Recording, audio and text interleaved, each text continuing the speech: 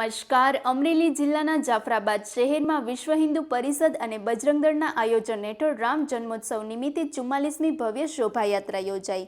શ્રી રામજી મંદિરથી પ્રારંભ થયેલી આ શોભાયાત્રા શહેરના મુખ્ય માર્ગો પરથી પસાર થઈ, જેમાં મોટી સંખ્યામાં ભક્તો ઉત્સાહભેર જોડાયા.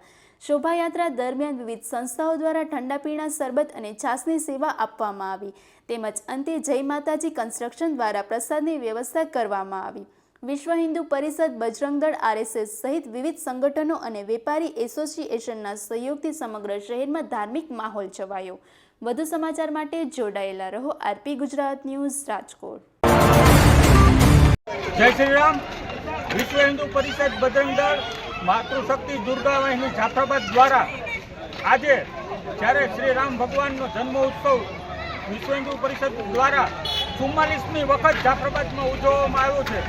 દર વખતે આપણે સવારના શોભાયાત્રા કાઢતા હોય, પણ આ વખતે યુવાનોની એક ફરમાઈશ હતી કે આપણે સાંજે કાઢીએ. તો 3:30 શ્રી રામજી મંદિરથી આપણે શોભાયાત્રાનું શરૂઆત કરી હતી અને આ શોભાયાત્રામાં જાફરાબાદ શહેર અને તાલુકાના હરેક હિન્દુ સમાજના આગેવાનો અને કાર્યકર્તાઓને બધા હાજર રહ્યા હતા.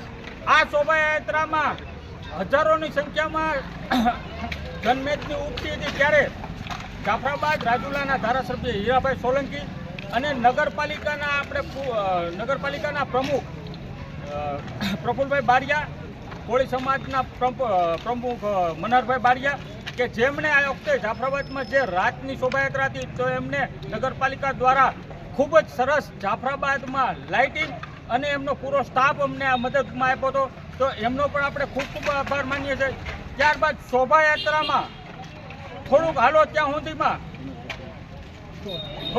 સુધીમાં સ્ટોલની અઢળક જગ્યા કે જેની કોઈ સીમા નથી, હજારોની સંખ્યા હતી. ત્યારે પણ જાફરાબાદ શહેરમાં ગિરિરાજ ચોકમાં જે ફરાળી ચેવડો, પેડા એ આપણે જય માતાજી કન્સ્ટ્રક્શન મુનાભાઈ દ્વારા રાખવામાં આવ્યું હતું.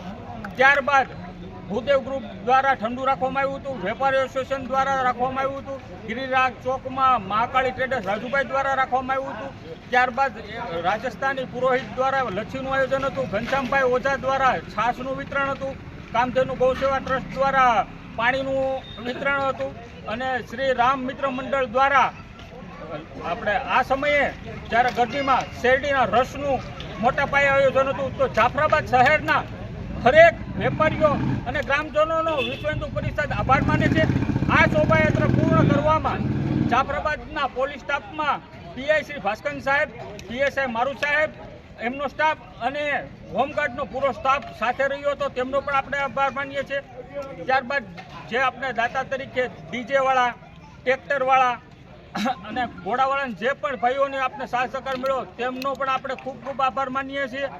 અને પત્રકાર મિત્રો કે જે એક આપણે હારે ને હારે હોય આપણા સંગઠનના જ છે, તો એમનો પણ આપણે ખૂબ ખૂબ આભાર માનીએ છીએ કે જાફરાબાદમાં જે ઉત્સવ થતો હોય તે વિશ્વ લેવલે દેખાડવાની તેવડ પત્રકારમાં જ છે, તો એમનો પણ અમે ખૂબ ખૂબ આભાર માનીએ છીએ. અને જે લાઇટિંગ ડેકોરેશનનું આપણે મનહરભાઈ પટેલ દ્વારા ભવ્ય આયોજન, એમ કે જાફરાબાદના ગિરિરાજ ચોકમાં, બંદર ચોકમાં અને જે આપણે ત્રિકોણબાગ બગીચો છે, શિવાજી સર્કલ છે, ત્યાં પણ જોરદાર આયોજન કર્યું હતું. વિશ્વ હિન્દુ પરિષદ એમનો પણ આભાર માને છે.